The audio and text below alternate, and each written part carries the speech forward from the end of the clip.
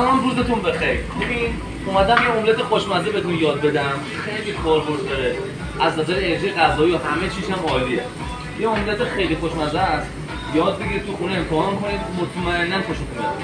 ما تنها کاری که کردیم الان قبل از اینکه بخوام به شما توضیح بدم فقط گوجه رو با پیاز رنده کردم، ریختم تو مایتابه بذارم که آبش خود گرفته بشه. آبش گرفته شد میرسه به مرحله سرخ شدنش.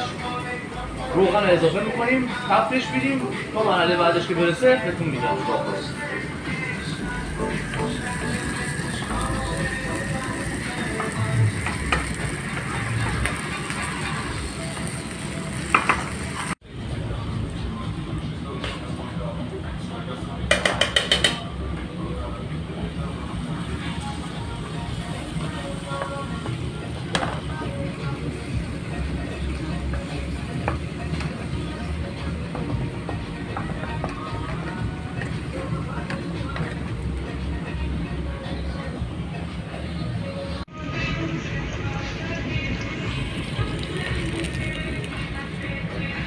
خب اونطور که دیدید من رب رو اضافه کردم، تفت دادم، یه خورده گذاشتم با رب قشنگ سرخ شه. الان رسید به مرحله‌ای که باید ادویه اضافه کنم. یه سری از آدم‌ها فلفل سیاه رو دوست دارن، یه سری قرمز.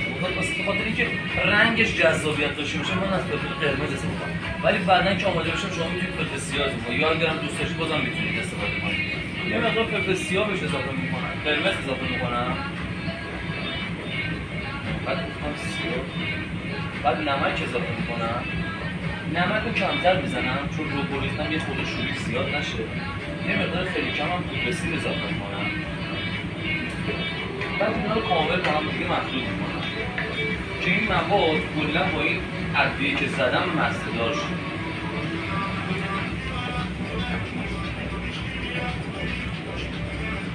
دو سه دقیقه که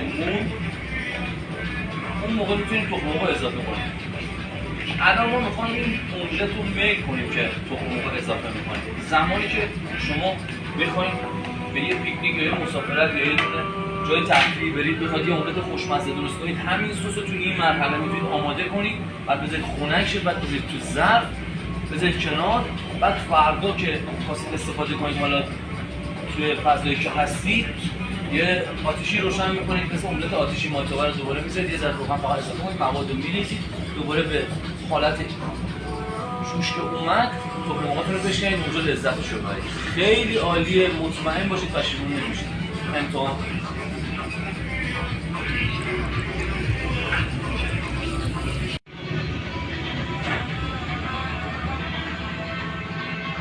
خب الان که دیدید دیگه کامل همه چی به هم خورده. یه چیز خیلی اصولی میخوام بهتون بگم که تو املت درست کردن به دردتون میخوره. الان ما تو مرحله رسیدیم که میخوایم تخم مرغ اضافه کنیم. زمانی که تخم مرغ اضافه میکنید اول بذارید سفیده زودتر پخته بشه، بعد زرده رو قاطی کنید، چون زرده زودتر از سفیده آماده میشه. پس اول سفیده رو هم میزنید، به زرده دست نمیزنید تا سفیده یه خورده خودش رو بگیره، بعد زرده رو شکاف بدید که تو املتتون بشه. تاثیرش رو میبینید. امتحان کنید.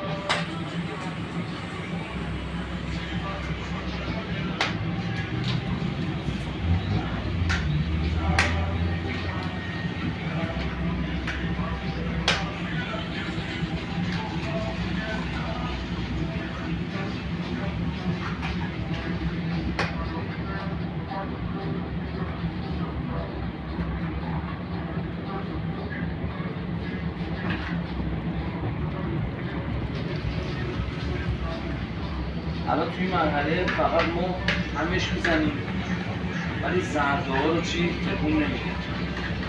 حالا من دو تا از زرده هم ترکید ولی کلا مشاهده تکون نمیذارم زرده باز میشه. اول سفیده رو خوب توش هم میزنیم، بعد که سفیده خودش رو گرفت بعد زرده رو شکاف. بعد دیگه زیاد همش نمیزنیم، دیگه ولش میکنید تا خودش بخورد و اینجوری راحت‌تر بخورده هم دیگه میرن.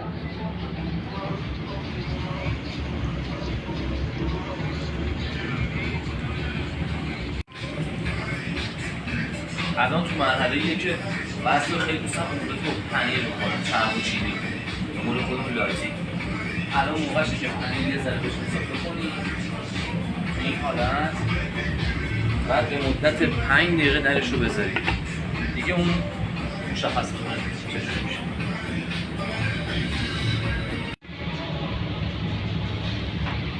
اینم از املت ما.